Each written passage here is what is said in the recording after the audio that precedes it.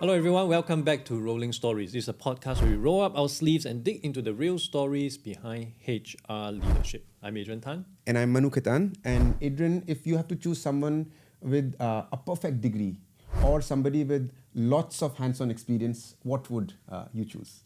Many years ago, I would probably would say, the degree holder, but given so and seeing how things have changed right now, it is really a very big question mark, which I hope our guest today could shed some light with us on this very interesting dilemma that we are facing in the modern world.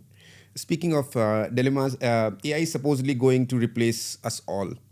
Um, and hybrid work is here to stay, and apparently degrees don't matter anymore. I personally have always believed that degrees don't matter. I have a chemical engineering degree, and all my life I have done anything and everything except chemical engineering. Meanwhile, HR is expected. I would say I do this for my living. Magically reskill everyone who also, while also predicting in a way that which skills we will need next year. I think that's something which is intriguing us all, and perhaps we can dive down a little bit more about that. Exactly. Right now it's really like trying to build an airplane while you're flying it, and the thing is the destination keep changing. You do not know where to land. So really, hopefully today's conversation can really shed some light on this and provide a very valuable resource for our audience. So joining us today is someone who's been navigating these exact challenges at the highest level, Anish Lalchandani. I'm hoping, Anish, I'm pronouncing your name correctly. That's perfect, yeah. Okay, excellent. Global Head of Talent Management at AP Moller Maersk and author of The Skills Advantage. Wow. A human-centered, sustainable and scalable approach to reskilling. Anish, welcome to Rolling Stories. Thank you so much. Thank you for having me. Anish, so we will start off with many HR people have opinions about skills, but none of them have written a book about it. I mean, now with the social media and especially the professional media in the form of LinkedIn, it is very easy to create a voice and share. But I know how hard, because I'm trying to write a book. And I have immense respect for somebody who can actually pour their experience into a book. And I think it is the cheapest form of wisdom you can steal from the author, I would say. What compelled you to putting your thoughts into 60,000 words and have them printed? Thank you first of all for your kind words. Really appreciate it. For me, I think the reason I wrote the book, I had a number of things going on. This was just after COVID. It was a perfect environment. I had a lot of space to think. But at the same time, all of us were going through all the digital changes which were happening. And internally, as a practitioner, when I looked at it and thought, okay, what does it mean for me? What does it mean for the workforce? And that compelled me to be more curious. And I said, okay, I don't have all the answers. So how should I go about that? So I started speaking to people, looking at research, started my own research. And there's a point in time I thought what I've brought together and have some ideas, maybe I can share that in the form of a book. And that's how the book was born. And of course, I think since then, a lot of things have changed because AI has taken over a bit more than what it was. I would have possibly been fortunate if I had AI to do my research. Yes. But I think, now the topic has become even more relevant, I would say. Yeah. And I was just about to tell you that you did it just before the AI. And I realized actually that while Adrian also wrote his book before AI, and I am trying to edit it and create one, I feel while AI is very useful, but it also makes the competition very, very hard because it makes the information so easily available actually, right? So you have to, but excellent actually. So you started with before the AI era actually. That's true. So it was around the COVID time. After the COVID time, I wrote that book and it came out last May. And, the process of, publishing is very interesting. Yeah. So you submit it, you wait for 9 months for it to be published. So all of that time, but I think it's been a great journey. But it's kudos to you, to get this out during this COVID period. The only and gain a book out of it. The only thing I gained during COVID was weight. So I'd like to dive a bit deeper into your book because in it you mentioned that skills are the new currency of work. It's a bold statement. Many would still say experience, credentials still rules.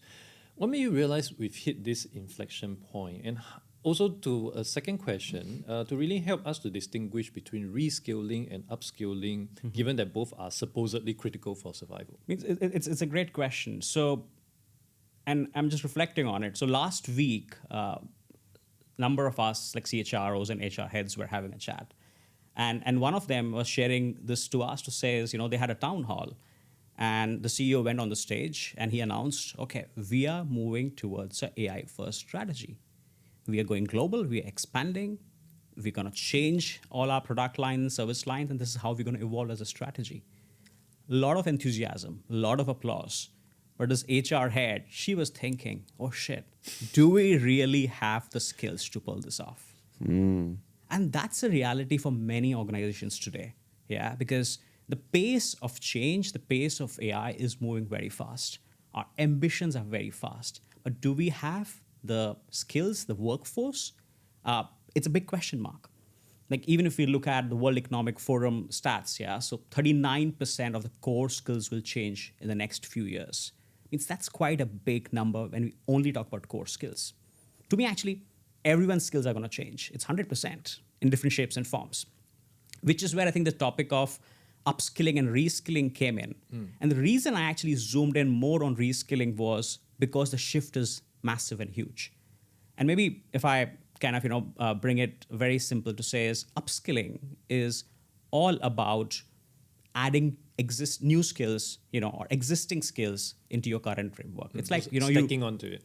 Yeah, so it's like you possibly renovating your house. You want to make some changes here and there in one of the existing rooms. So that's in a way like a recruiter can possibly get some more data analytics kind of skills so that they can actually do the recruitment better.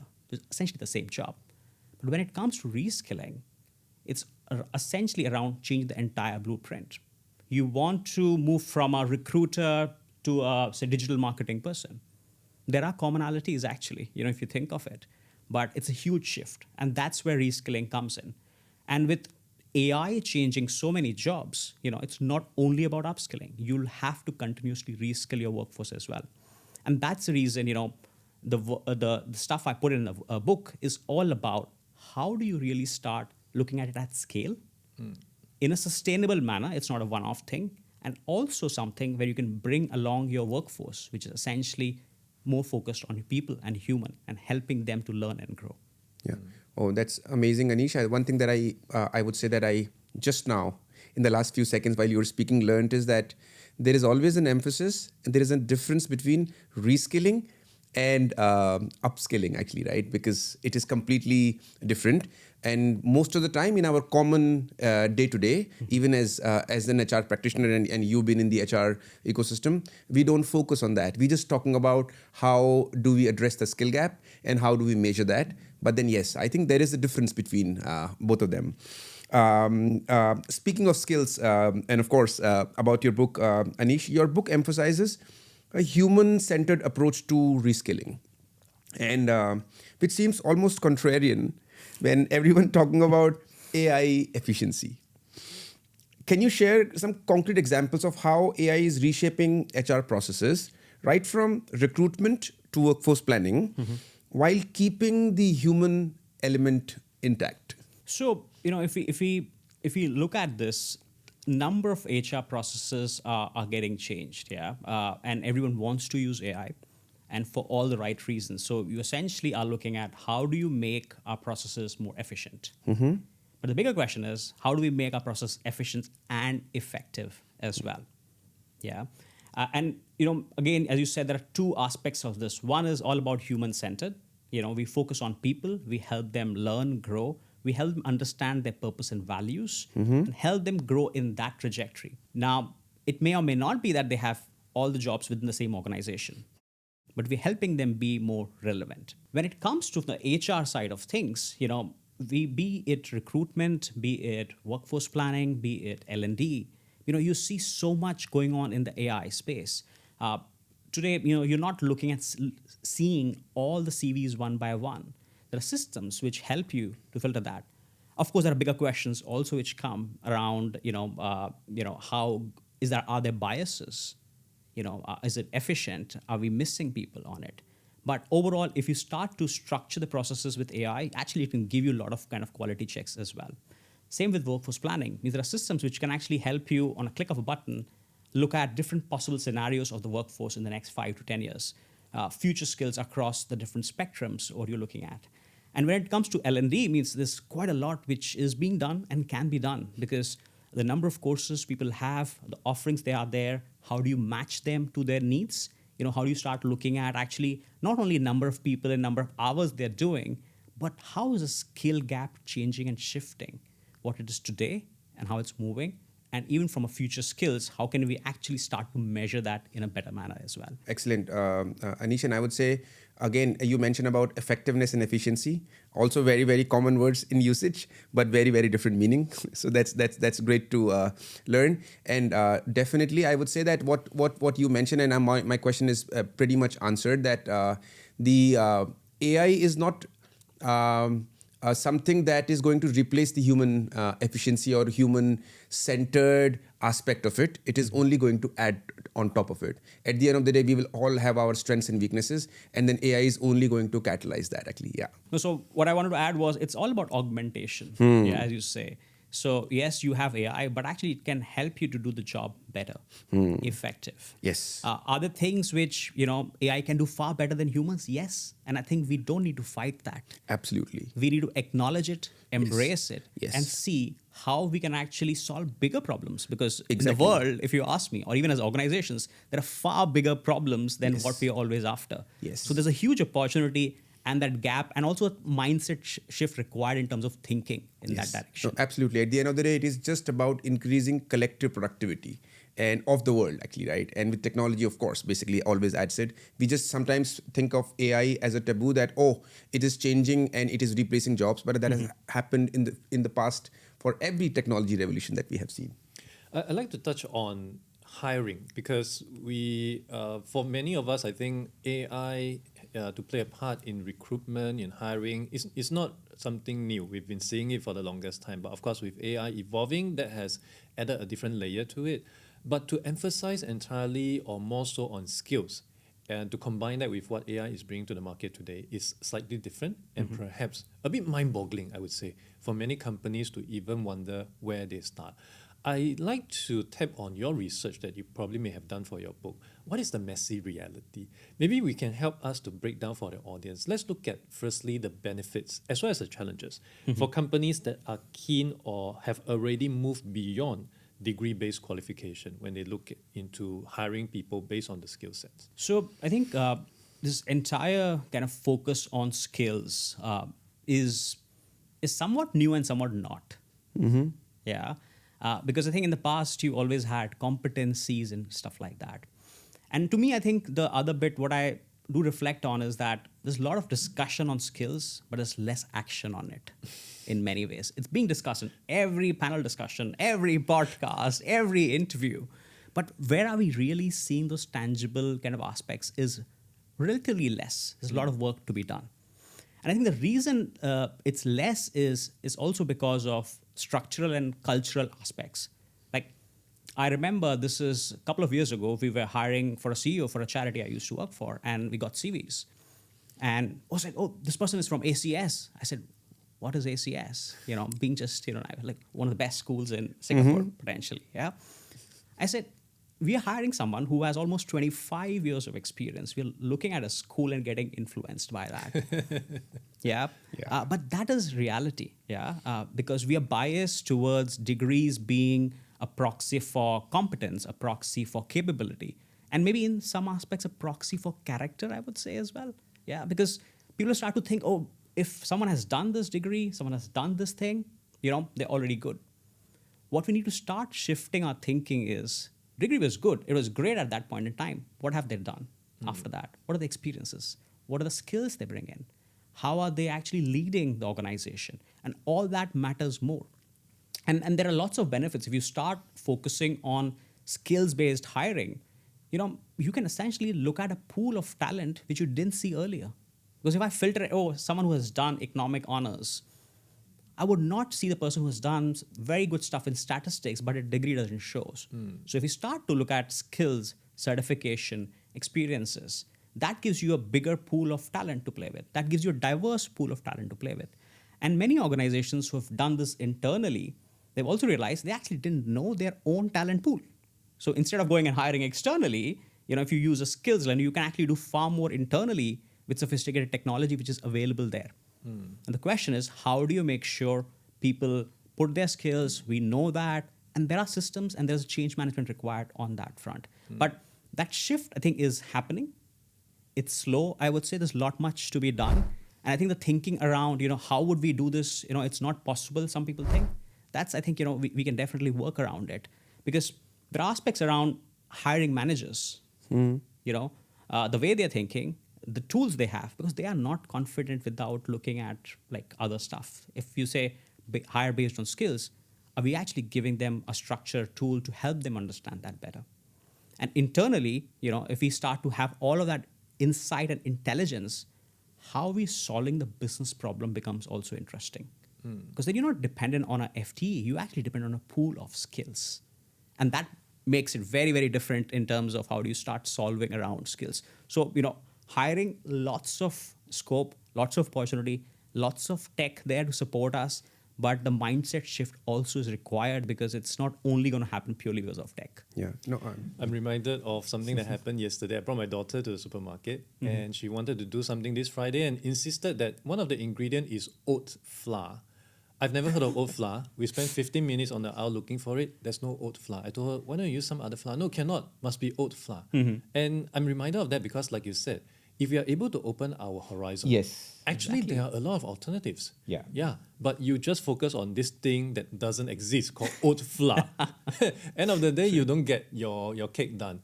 And that is a missed opportunity. Yeah, no, absolutely. And Anish, I would say that only when we will talk about it, the concepts that you are talking about, then only people will recognize and realize it. Because otherwise we are just going with the flow. And because everybody is busy, everybody's role is basically very demanding, then you just wouldn't know. Only when we'll talk about skills in this manner, then people will think about it. At the end of the day, I would say that the organization's performance is a combination of roles and the competencies collectively that the organization has. And the permutations and combinations is dependent on the HR leadership and the hiring managers. But then we are always biased towards it that let's talk about people. But actually, the reality is it's about right roles and right competencies and fitting the right people basically into those.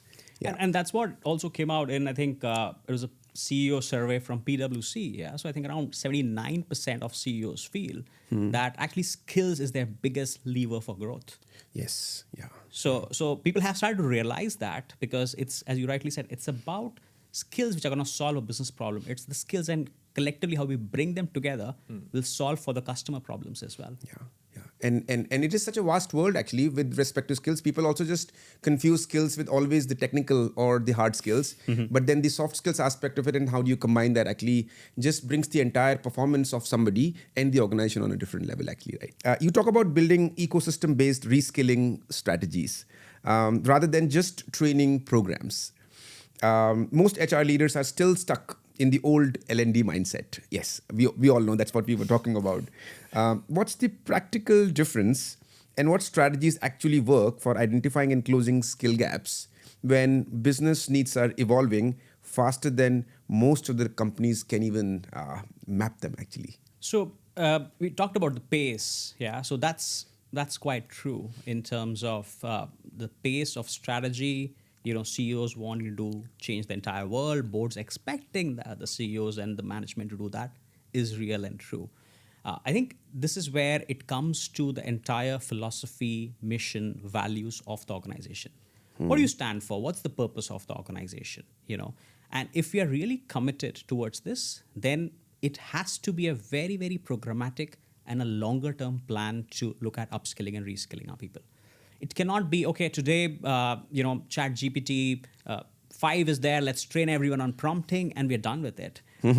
That's okay. I think that's has a space and a place around it in terms of where it's useful, but that's not going to help you to solve the big strategic skills gap. So that's where I think where HR needs to step in is to look at it differently. Because I always say, you cannot solve this problem looking at your rear view mirror.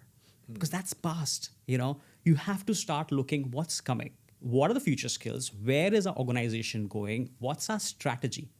and it has to be connected to the business. So if my strategy is to go all digital, what would that mean in terms of skills? What would that mean in terms of job families where that impact is there? What would that mean in terms of how do we start moving towards that area?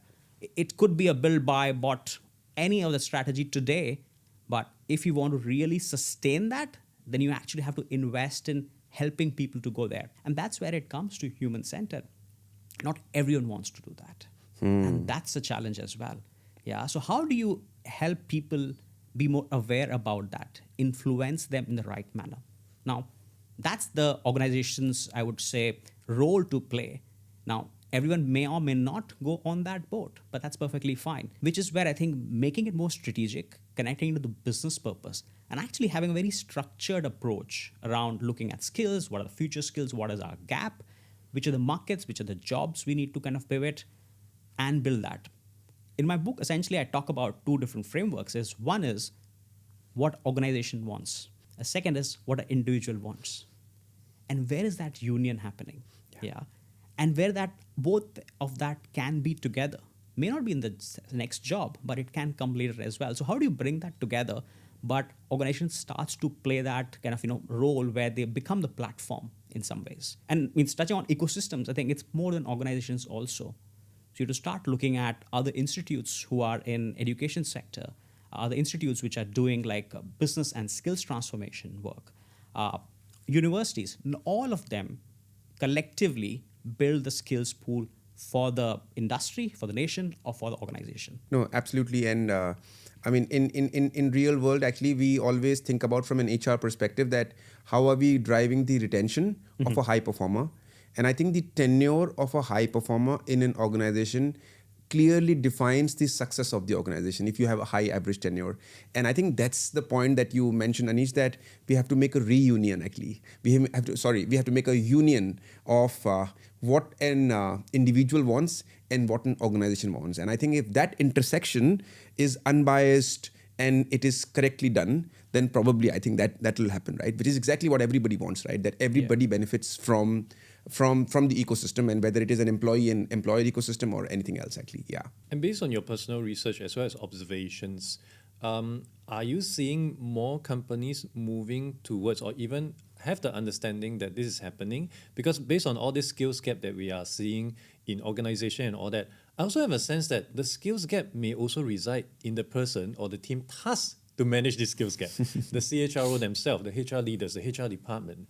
What are some of the blind spots or maybe some of the observations that you've seen for companies or people who are tasked to do all this that are struggling to try to make sense of it? And in your opinion, what are some of the baby steps that they should really try to look at and the opportunity cost should they decide to ignore it? So I see there's a spectrum, if you ask me, for me. So I see people who are doing it cutting edge, having all the evolved systems and approaches and strategies. And on the other side, you also have people who are like, possibly totally against it. And there's also middle somewhere, I would say, is where people are like, okay, I would like to do, but I don't know how. Yeah, so we have a very interesting spectrum in the overall, if I'll call it HR professions capability to do this. So the way I always look at this is, we do need to upskill ourselves and reskill ourselves before we start on that journey. And how do we do that? What are those skills? To me, I think first one is all about business orientation. What is a business looking for? What's the strategy? And if you know that, you'll start to find what are the gaps. A lot of HR folks actually don't do that. They are looking at process, policy, and stuff like that, which is where they're very, very busy, but they're not able to really add value to the business. They're not able to see the gap in terms of what the business wants. And if people start to see that gap, then they start to kind of question to say, so what's the best way to solve it? Which is where I think the entire focus on strategic workforce planning, to using data and analytics, using kind of all different strategies and best practices people are doing comes in. To me, I think that is where the core is. We are not business-oriented, and internally we are doing it very tactically. If we solve these two big blocks, I think there's a lot much to be done. There's also a third dimension, maybe as I think through this, is where business leaders don't want it. And that's true as well in some cases. Which is where I guess we need to start understanding if it's not really the business need, what are their business problems, how do we solve it? It may be skills or may not be skills in that aspect, or maybe indirectly related to skills, which they'll realize later. So it's all about, taking a very structured approach of diagnosing a problem and looking at it more future focused and strategic. And that is where I think we need to build HR capabilities through different institutes, certifications, and also real learning. Means one of the things I emphasize in the book is knowledge is there everywhere. Yeah. How do you apply that knowledge? How do you learn from people who actually have done it and look at their kind of learnings and mistakes? Which is where I see the magic happening. And there's a lot much to be done because there's a lot of focus on knowledge and information. It's quite a lot available today on our fingertips. Yeah. How do we build that into our own context and apply that is where I think all the work needs to be done. Yeah. The solution to this actually sounds so simple, but we are always so fearful of asking that question. Yes. Asking your boss, what is the problem that you're facing that my department can solve? Yes. And then try to align it, which now come to think of it, I can understand why my Skills Future cooking course did not yield anything. Because there's no alignment to what I do. Yeah. No, absolutely. And I think this is a great point, Anish, and this is exactly the conversation. Recently, I was in a Economic Times HR conference, and that time we attempted to talk to 4 CEOs in front of the CHROs. And we asked them that, do you think HR is a cost center? And I have a newsletter called HR is not a cost center. Okay. So the hidden motive was actually to put the CEOs on a spot and ask that, why do you think? And I think the thing that came out, which is exactly what you were mentioning, that they mentioned that, look, we don't see HR as a cost center, but sometimes our leaders make us think like one, primarily because they feel that the CHROs are only busy in solving the day-to-day policy and problems. They are not worried about what are the problems of a CEO. What are the upstream problems of the CEO? True. So, and they're only worried about the downstream. And the moment the CHROs can think about the skills needed to solve the upstream problems of the CEO, in the eyes of CEO, HR will never be a cost center. And this is exactly what you were mentioning, that just talk about the skills and how do we apply in the context of the business strategy, which is where we should get away from the perspective of that we just think that HR can help the business rather than just, of course, there are lots of stuff actually in HR which we need to take care, which are non-negotiable actually. But yes, I think that is the most important for an HR leader actually to manage. Yeah. True. Given your focus on practical skills over credentials, I have to ask about recent cases like the NTU, AI cheating scandal and employment challenges for top graduates.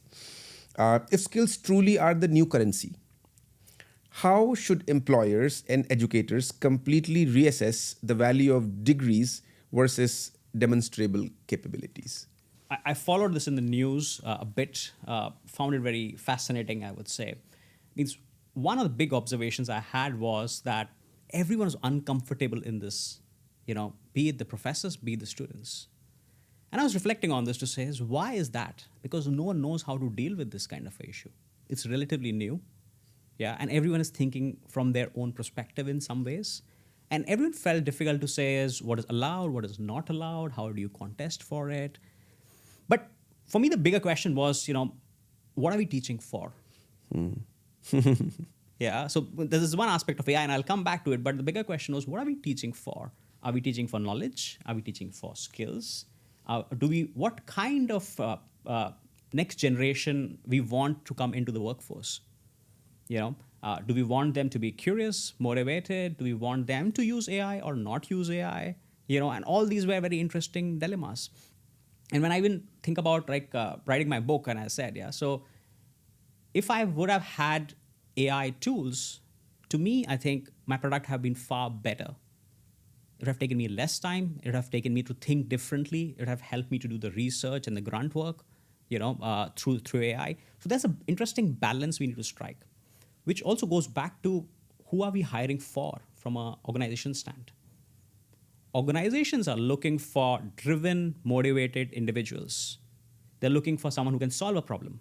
They're looking at someone who can actually use AI efficiently and effectively as well. Exactly. So that's become table stakes now. Yeah. And I think that is where I think we need to rethink our process and policies around this. I mean, Singapore universities are doing that, if I'm not wrong now. Hong Kong universities have very clearly said this is how they allow the use of AI. And this is how they don't allow the use of AI. which I also get. That's an interesting balancing perspective to it, where actually AI helps you to learn, reflect, think differently, but you're not taking shortcuts, because actually at that stage, you want people to go into the messiness. You want them to be uncomfortable. You want them to be lost in some ways, because they are learning. They're growing their muscle around different ways of thinking. So it goes back to, like, we need to start rethinking about AI is not good. I think we need to start thinking, how can AI be used in a more ethical, efficient, and effective manner? Because every job tomorrow would need different forms of AI to be used. So you can't expect a person in university not to have it. To me, actually, we should be doing a lot much of, mentoring with those kids and CEOs who don't know much about AI, and start seeing how that changes. So it is an interesting problem, and different countries, different universities are solving it differently. But there's definitely a path for us to start looking at it in a balanced manner, because the workforce, what we need, is going to be very different. And we need people who are digital natives, AI, know the AI stuff, etc. So it needs a bit of a rethink, in my view. Yeah, absolutely. Yeah, exactly. I'm seeing so many people doing fantastic work right now with the aid of AI, and really being very creative in the kind of things that they can do right now with ChatGPT, Claude, Anthropic, etc. And it's quite weird, of course, to see that the environment doesn't allow. Even some companies, they will block it. Yeah. At IT level, which Yeah. is amazing. And somehow I also wonder, because as a parent of 4, I am quite free range when it comes to parenting, and I just let my kids have as much free time as possible, on the assumption and also on the teaching that they will moderate themselves, because end of the day, They have to learn. they have to learn. themselves. Yes. When they're adult, I can't go to their workplace and say, I'm sorry, my kid's boss, please do not let them have more than 5 hours of screen time because my kids cannot take it. It just doesn't make sense. So, Anish, with all that said about skills, and we know to learn something is always very challenging. Yeah, and with this goalpost constantly shifting, skills future 1.0 up to now 5.0, things are changing so fast. It is very hard to catch up. But I'm very certain there are also some skills that can stand the test of time, that have stood the test of time, that would be applicable across, regardless of whether we are in marketing, customer service, etc. Again, from your research, what are some of those skills that any one of us out there, any listeners out there, be it whether you're aspiring HR leader or non-HR, should really devote a lot more bandwidth and lean into and acquire those skill sets? So it's a question which keeps evolving.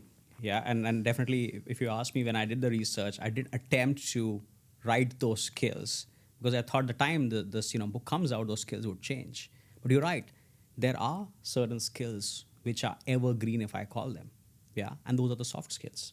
So here's a way to look at it here. Your technical skills, your different technologies, say R to Python or whatever, that will keep evolving and changing. But the basic fundamentals of how do you start kind of thinking of writing a code, or even thinking of the code, because now you don't even need to write a code in many ways, yeah, kind of that logic remains. But let's come to the evergreen skills, and even from an HR point of view, the skills which the World Economic Forum lists that as the future skills, those, and I've done that research, look at last 5 to 6 years, they haven't changed that much, even from their research, which is a very big data set they kind of look at. Yeah. So things around creative thinking, empathy, resilience, curiosity, those aspects apply in all the jobs. And that is where, if you go into the science of performance and potential, you'll see a very big connection to many of these, which is my work essentially. So when we look at what's the future potential, you'd see number of these aspects playing actually massively as well. But if you ask me, you have to say one skill, that would be curiosity out of all of that. Or people call it learning agility in different ways. Because if you're curious, you're going to find answers to any problem. If you're curious, you're going to go and learn something new. If you're curious, you're going to solve business problems, or actually highlight those problems which people don't see and say, this is the way I can solve it. And that is where we need people to be aware about it and see how they can actually use that to be driving their personal agenda to organization's personal agenda, organization's agenda, and growing further as well. So those are the skills which will always be there, if you ask me, for any profession. And people who start to be self-aware and know this and possibly build these even further. Yeah, so a lot of these are like we'll say, yeah, how do you build curiosity? But there are ways for you to start thinking of how good are you at it and where do you want to go. And that helps them to start really kind of being, on the top of all the change which is going on. So irrespective of any technology changing, any jobs changing, they'll continues to evolve. Means one of the chapters in my book is called Jobs Zero, Skills One, because jobs will keep changing, yeah, but your skills, continuously help you to win, irrespective of the job title. So I think it is going to continuously shift, but I don't see some of these skills going away. Even AI can be empathetic, I get it, but then it's not going to replace the human empathy what you get from people.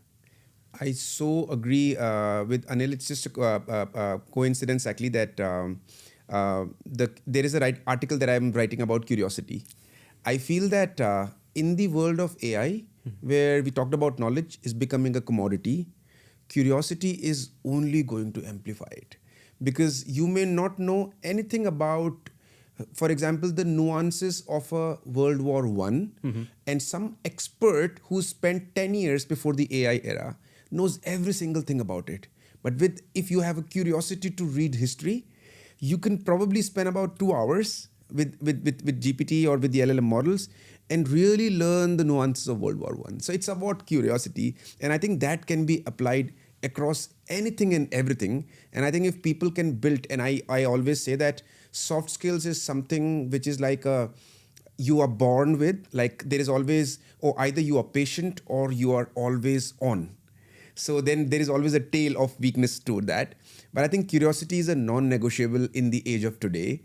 And even if some people are not very curious and they are very silent and very introvert, I think they need to develop that.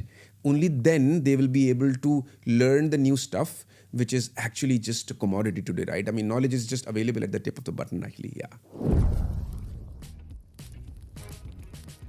Okay, Anish, thank you so much for sharing your thoughts with us today. But before we let you go, we are going to have our rapid fire round. Just answer with the first thing that comes to your mind. No overthinking. Huh? Okay, ready? Here we go. All right, coffee or tea? Coffee. What's your go-to way to unwind after work? It's usually playing with my 7-year-old son, Legos or something. Yeah. What's one HR myth you wish would disappear forever? One HR myth. Diversity is only about representation. To me, I think it's more than that. It's more about inclusion and belonging as well. If HR had a superpower, what should it be? Oh, HR needs so many superpowers. If it is one, maybe I would say it's about being radically empathetic, so that you can actually understand people, understand the organization far better. What's the best career advice you have ever received? Oh, I've received so many. I've been fortunate enough to work with many great leaders. This one was long back, but very interesting. So one of my leaders told me this, that, it's like your career is like a video game. What level you are at, you need to make sure you get all the power-ups, all the coins, all the skills, all the experiences, and jump to the next one. No one is going to tell you this is the right time to jump.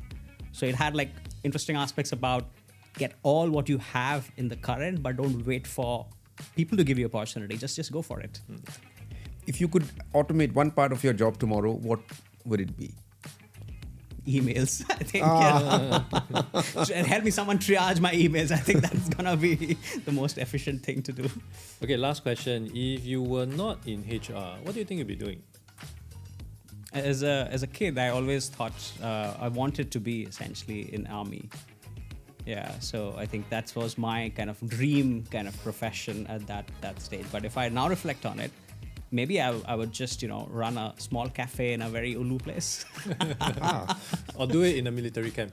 Maybe. Best of both Yeah. worlds. Okay, Anish, thank you so much for joining us today and sharing with us your insights from what you have gathered through the research of your book, as well as the things that had came about thereafter, to really share with us more on skills, the necessity of all these skills, and also the differentiation and the requirement of all these things that will be needed from here going forward. And one thing that really struck me is really trying to make it sustainable. Because a lot of times when we get so bombarded by the media, by your friends, by your family, by your colleagues, oh, you need to upskill, you need to reskill, it's like a never-ending race. But the key thing here is it has to be sustainable. Otherwise, it's just like going onto those fat diets. You can only last so long.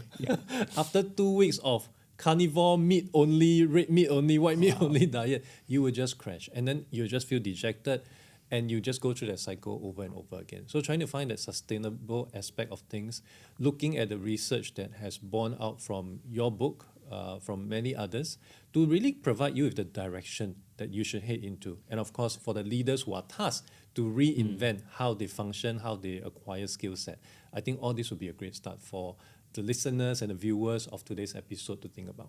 Thank you, Anish. It was fantastic to talk to you. Your knowledge is very evident. Your research is very evident from the conversation that we had. I think 2 things I'll take back from this conversation actually and think about it a little bit more. And we should definitely do more conversations on this podcast with you for the knowledge that you have. One would be that I will take back would be the difference between being effective and being efficient. I think that's a great way to look at it. And the other one would be the difference between reskilling and upskilling. I think HR definitely needs to register that, and it has a lot of potential actually to improve the overall HR productivity and organization productivity. So thank you very much, Anish, for coming on to Rolling Stories and sharing your wisdom and knowledge. My pleasure. Really enjoyed the conversation. Thank you for the connection and curiosity to ask me all these great questions. And that's a wrap for this episode of Rolling Stories. Please share, rate, and subscribe to our podcast. Please share it out with a larger audience to let them know what they are missing out on. And we hope you really found value in today's episode. And we look forward to seeing you in the next episode. I'm Adrian Tan with me. And I'm Manu Khetan, and we are truly passionate about finding the right HR advice that we can probably spread in the HR ecosystem so that HR is always not a cost center. And until then, keep rolling forward. Thank you so much. Thank you.